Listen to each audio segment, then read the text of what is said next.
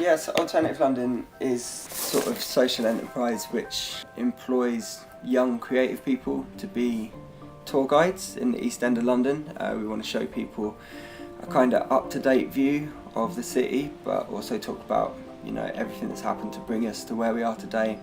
Talk about some of the threats that the area is facing and things that people are doing to sort of try and counteract those threats. The main focus really is the street art, and we also do like street art workshops, and we do bike tours and stuff. The whole project is really set up to kind of try and make people aware of changes that the area is going through.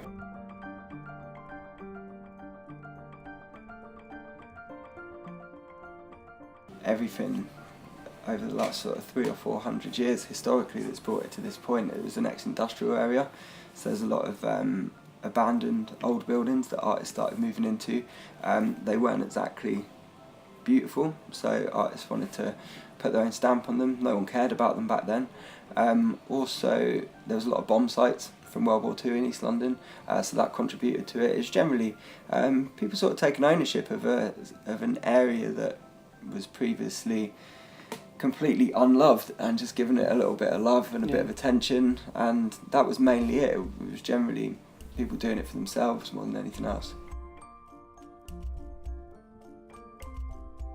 There's generally like the traditional graffiti style stuff, the letter-based art form, the tagging. Then there's a lot of the more sort of image-based stuff, stencil work, people using different materials.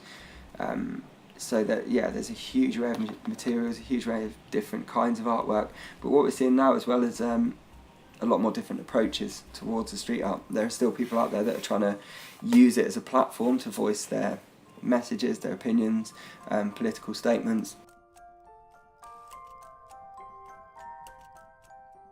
With the mainstream factor moving into it, it's actually really interesting because there are sort of certain organisations now that are running these sort of organised walls projects where it's completely taken out the organic element of it. So there's a sort of rebellion that you're seeing from some more traditional street artists. They're going in and getting in the way of that and making it organic again, and they're going and painting over stuff when they're not necessarily allowed to be. They are sort of questioning this new form of street art. So really it's sort of breaking into two different ways now. The ones that want to have quick fame by painting on a organised wall or doing a piece to promote their gallery show, and then the people that are sort of doing it for what I consider kind of the right reasons, just purely because they want to be out there doing it.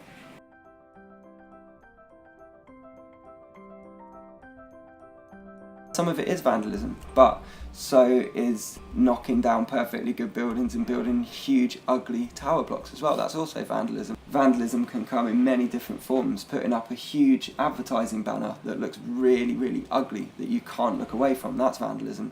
That's intruding on my space. That's not giving me a choice to look at anything otherwise. And why should it only be that town planners and advertisers get to decide how our cities look? And if people have to go out and paint the walls in their community to take back that space and even the playing field, then that's what people have to do. And if that's vandalism, then maybe that form of vandalism is a good thing, because it makes, whether people like it or not, it's getting a reaction from them. Whereas very rarely does a billboard or anything else like that or big tower blocks get a reaction from anyone.